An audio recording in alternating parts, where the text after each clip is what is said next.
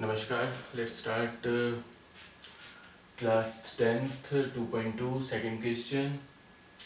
Uh, in second question they tell us about to find the quadratic equation. That means they want us to find the quadratic equation. हमको quadratic equation बनानी है, यानी कि एक polynomial है quadratic polynomial, वो बनाना है. इन्होंने हमको क्या दे रखा है, product of roots and sum of roots दे रखे हैं. तो रूट्स तो अल्फा बीटा होते हैं, है ना. तो प्रोडक्ट ऑफ रूट्स और अल्फा बीटा क्या होते हैं, जो एक्स की वैल्यू आती है, दो वैल्यू आती है ना एक्स की, तो वो. तो प्रोडक्ट ऑफ रूट्स और सम ऑफ रूट्स यदि हमको दे रखे हैं तो फर्स्ट क्वेश्चन में क्या दे रखा है देखें.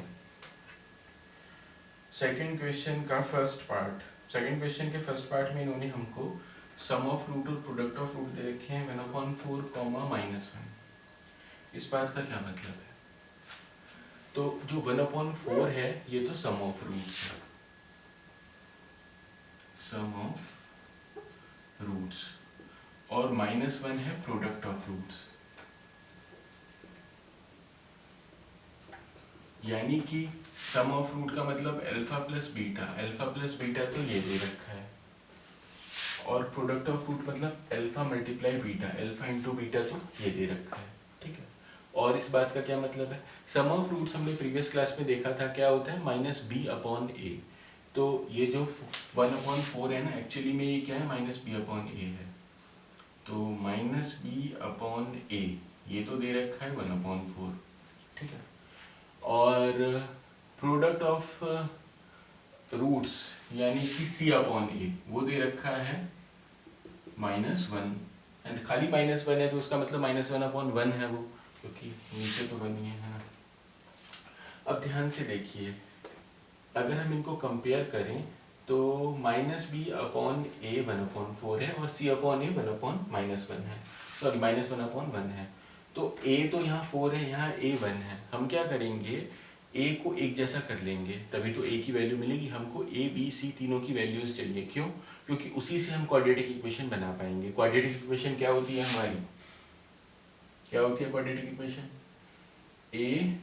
ax² + bx + c = 0. तो यदि हमको a b c तीनों की वैल्यूज मिल जाएं तो हम क्वाड्रेटिक इक्वेशन बना लेंगे. अब a b c की वैल्यू यहाँ पे हमको पता चल सकती है, तो यहाँ से निकालेंगे. देखो यहाँ पे a 4 है, यहाँ पे a 1 है. हम दोनों को एक जैसा कर देंगे, या तो इस 4 को हटा दो या यहाँ से यहाँ 4 ले आओ. तो हम यहाँ 4 ले आएंगे, कैसे, 1 को 4 से मल्टीप्लाई कर देंगे ऊपर भी, तो हमारे पास आ गया -4/4. अब देखो a4 तो यानी कि a तो 4 कंफर्म है, दोनों जगह पे a 4 है. तो a की वैल्यू हमको मिल गई 4. अब b की देखते हैं, -b 1 के बराबर है. -b किसके बराबर है, 1 के बराबर. हमको -b की वैल्यू नहीं चाहिए, हमको 1 की वैल्यू चाहिए. तो 1 प्लस का है, तो प्लस के 1 को कैसे लिखा जा सकता है, -1 मल्टीप्लाई माइनस, ऐसे लिख सकते हैं, क्योंकि माइनस माइनस प्लस हो जाएंगे. बिल्कुल लिख सकते हैं. तो इस +1 को मैं ऐसे लिख दूं, यदि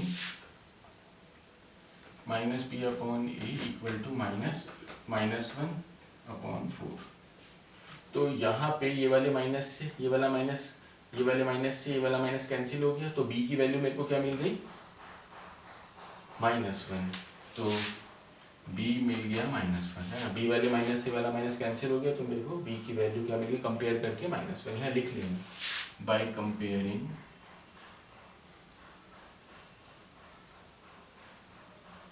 बोथ साइड्स, दोनों तरफ कंपेयर करके. ठीक है. तो a और b की वैल्यू मिल गई. अब c की देखते हैं. a की वैल्यू तो यहाँ भी 4 ही है, तभी हमने 4 लिया है, क्योंकि जो दोनों जगह मैच करे ना a की वैल्यू, वही असली वैल्यू होगी, इसलिए हमने यहाँ 4 बनाया था. अब c की वैल्यू क्या है, ये वाली नहीं देखेंगे, क्योंकि जो 4 बन चुका है उसमें देखेंगे. c की वैल्यू क्या है, -4. तो c की वैल्यू है हमारे पास -4. a b c तीनों की वैल्यू मिल गई. हाँ जी. अब इस जनरल इक्वेशन में पुट करो, इक्वेशन बन गई है ना.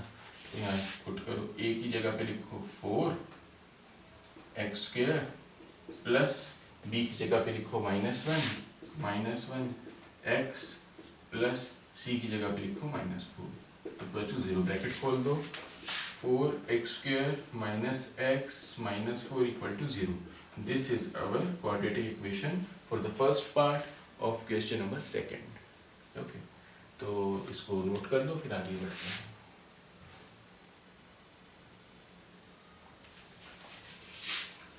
इसका सेकंड पार्ट देखते हैं, उसमें क्या है।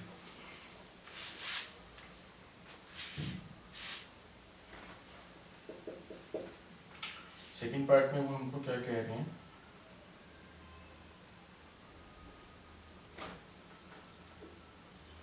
√2 1/3।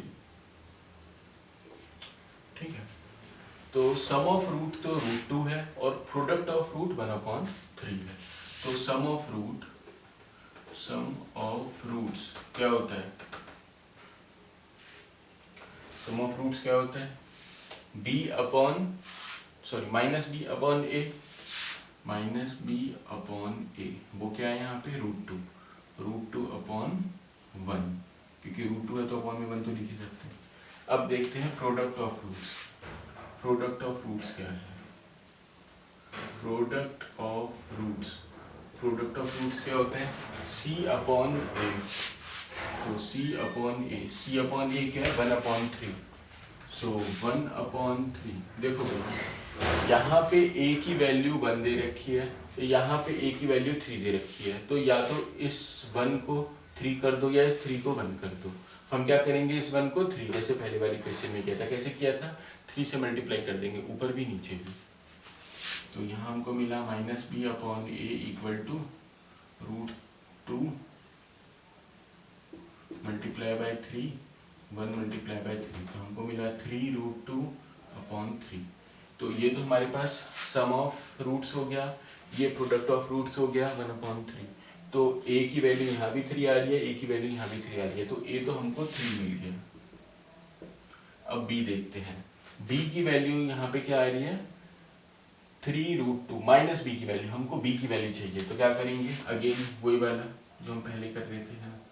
तो -b/a, इसको कैसे लिखा जा सकता है, -3√2/3 ऐसे लिख सकते हैं। हाँ जी, इस वाले माइनस से वाला माइनस कैंसिल हो गया। हाँ, अब b की वैल्यू क्या है -3√2, तो b की वैल्यू हमको मिली -3√2। अब c की वैल्यू देखते हैं, c की वैल्यू 1 है, तो c की वैल्यू हमको मिली 1। इक्वेशन में पुट करेंगे, है ना।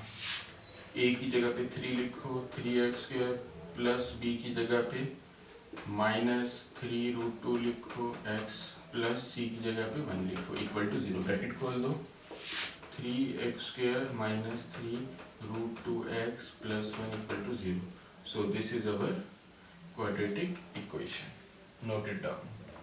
तो आप लोगों को मुझे लग रहा है क्लियर हो गया होगा कि क्वाड्रेटिक इक्वेशन कैसे बनती है। ठीक है, एक दो क्वेश्चन मैं देख लूँ इसमें, अगर जो अलग से होंगे तो वो करा देता हूँ, बाकी के तो आप लोग खुद कर सकते हैं, इनमें कोई ऐसा मुश्किल रूल नहीं है।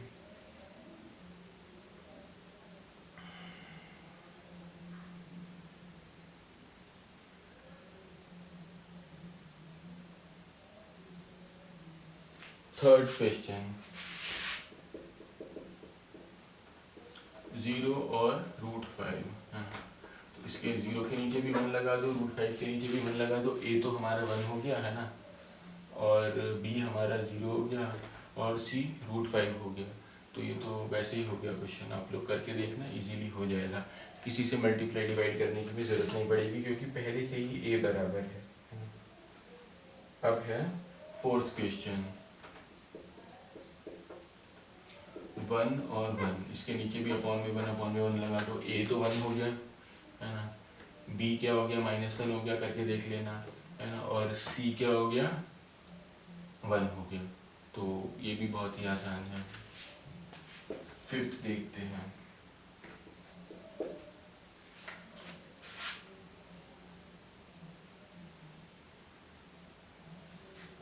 -1/4 है सम ऑफ रूट्स और 1/4 है प्रोडक्ट ऑफ रूट्स।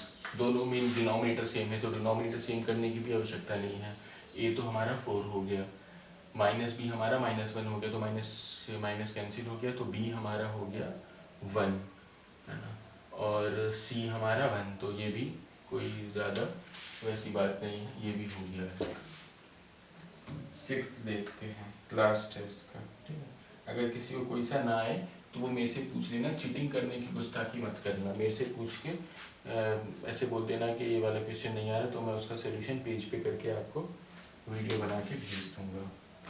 4,1 यहाँ देखिए, दोनों के नीचे कुछ नहीं है तो क्या है 1 1, तो ए तो हमारा 1 हो गया, माइनस भी हमारा 4 हुआ है, तो माइनस भी हमारा 4, क्योंकि ये क्या होता है माइनस बी अपॉन ए और ये क्या होता है सी अपॉन ए, तो माइनस भी हमारा 4 हुआ है, 4 को माइनस माइनस करके लिखा जा सकता है, माइनस से माइनस कैंसिल हो गया, तो बी की वैल्यू हमको मिली -4, तो यहाँ बी की वैल्यू -4 मिल गई, ए की वैल्यू 1 मिल गई और सी की वैल्यू भी 1 मिल गई, ये भी ईजी है, आप लोग कर सकते हैं ये सारा, है ना। अब है exercise 2.3, so let's move on exercise 2.3. exercise 2.3 क्या कहती है एक बार देख लेते हैं।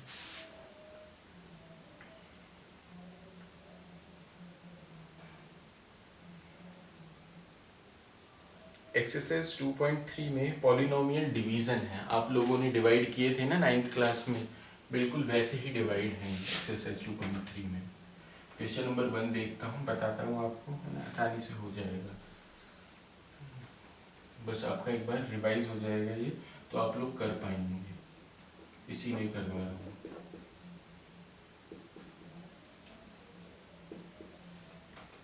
ध्यान से देखना, अगर ये नहीं देखा तो फिर आगे के क्वेश्चन नहीं होंगे। देखो भाई, ये पॉलिनोमियल डिवीजन, इसके बारे में हम पहले भी देख चुके हैं, यहाँ पे नहीं लिखेंगे क्वेश्चन, ऊपर लिखेंगे, ठीक। इसके बारे में हम पहले भी देख चुके हैं। क्या करते हैं इसमें हम, ये जो दे रखा है डिवाइजर, इसको डिविडेंड बनाने की कोशिश करते हैं। तो रफ वर्क में जाएंगे, डिवाइजर को लिखेंगे x² - 2, इसके ऊपर ब्रैकेट लगाएंगे। अब देखेंगे हमको क्या चाहिए, यहाँ पे x³ चाहिए, यहाँ x² है, तो किससे मल्टीप्लाई करूँगा, x से मल्टीप्लाई किया, तो यहाँ मैंने लिखा x क्वेश्चन में, मल्टीप्लाई किया x को पहले इससे फिर इससे, तो x³ - 2x, ओके। तो यहाँ मैंने लिख दिया x³ - 2x, ओके। तो साइन चेंज होंगे, माइनस प्लस, ये कैंसिल हो गया, हमारे पास यहाँ क्या बचा, -3x² + 2x, है ना, -3x² + 2x, और यहाँ से ऊपर से +5x भी हमने उतारा। अब +5x भी हमने उतार लिया, तो दोनों मिलके क्या हो गए, 2x + 5x 7x, तो यहाँ 7x लिख दो, 7x, ध्यान रखना क्यों आया 7x, ठीक है।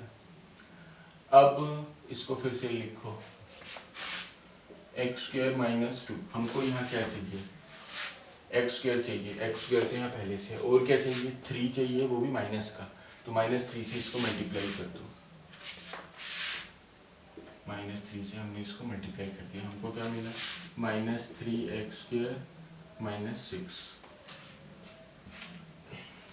-3x² - 6 प्लस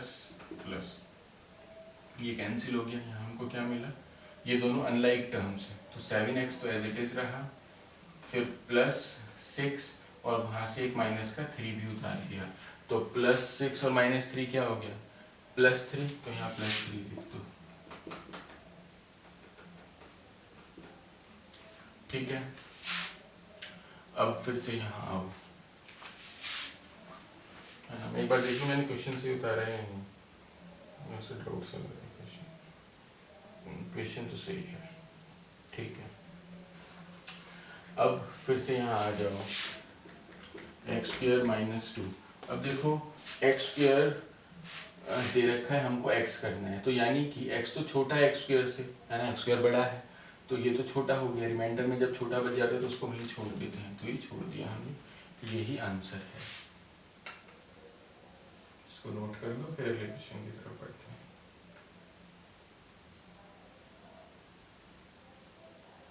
तो ये इन्होंने बोला है क्वेश्चन तो रिमाइंडर बताओ, ये हमारा रिमाइंडर हो गया, ये हमारा क्वेश्चन हो गया, ठीक। रिमाइंडर क्यों बचा, क्योंकि ये कम है इससे, यहाँ x² है, यहाँ x है, ठीक। सेकेंड क्वेश्चन देखो, 3 ही है फर्स्ट पार्ट में, आप लोग कर सकते हैं मेरे हिसाब से, तो बहुत आसान है, आपने पहले भी कई बार इस चीज़ को किया है। लास्ट क्वेश्चन आपको बता देता हूँ, नहीं सेकंड भी बता देता हूँ, लिखने का तरीका बता देता हूँ। देखो सेकंड में इन्होंने कैसे लिखा हुआ और हमको कैसे लिखना है। X raise to the power 4 minus 3x² plus 4x plus 5, ठीक है।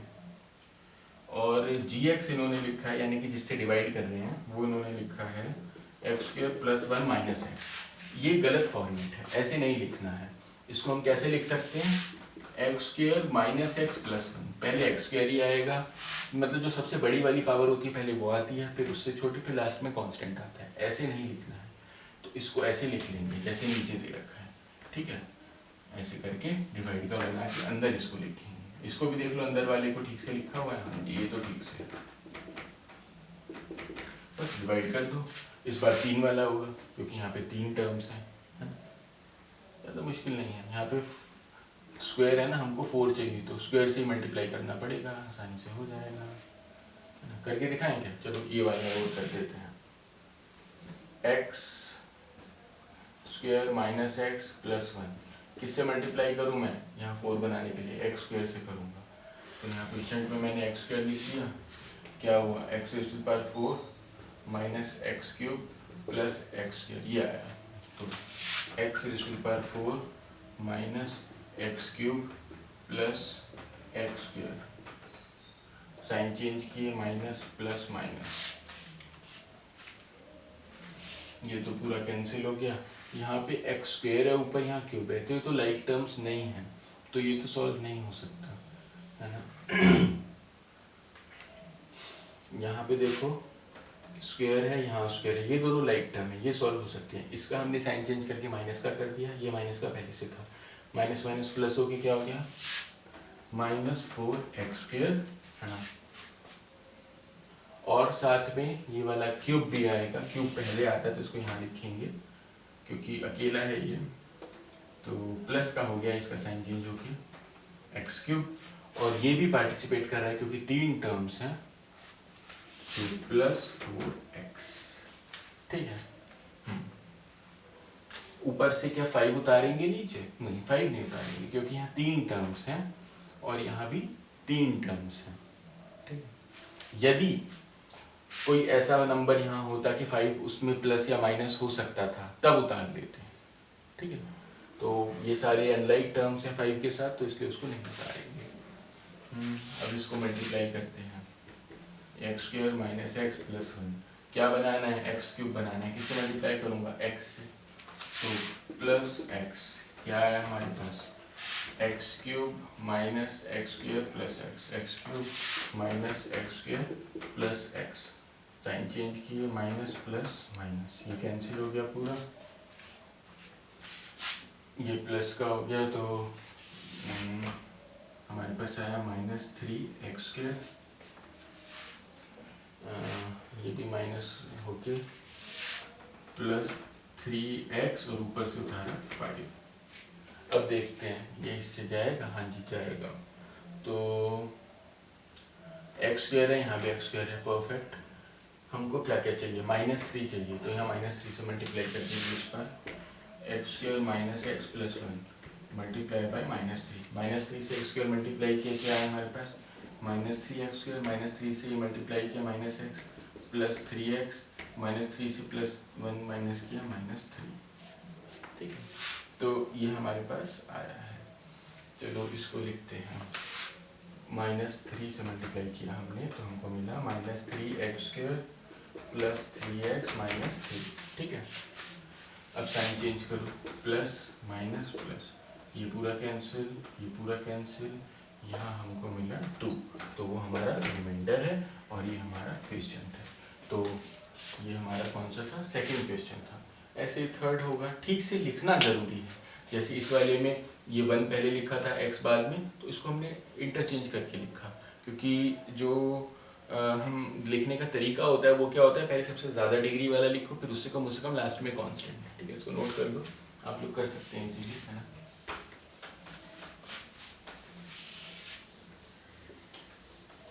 अब देखता हूँ आप कौन कौन से क्वेश्चंस कर सकते हैं। फर्स्ट क्वेश्चन के 3 पार्ट्स हैं, 2 पार्ट्स मैंने करवा दिए हैं, एक पार्ट बचा है वो आप कर सकते हैं इजीली।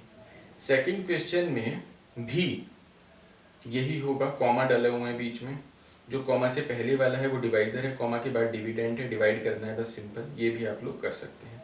तो क्वेश्चन नंबर 1 और 2 आप लोग आसानी से कर सकते हैं, है ना। ये 6 क्वेश्चन है 2.3 के। क्वेश्चन नंबर 1 में भी 3 क्वेश्चन है, क्वेश्चन नंबर 2 में भी 3 क्वेश्चन है। तो ये करके दिखाना मेरे को, यदि ना आए तो पूछना, ठीक है। चलो बाय बाय।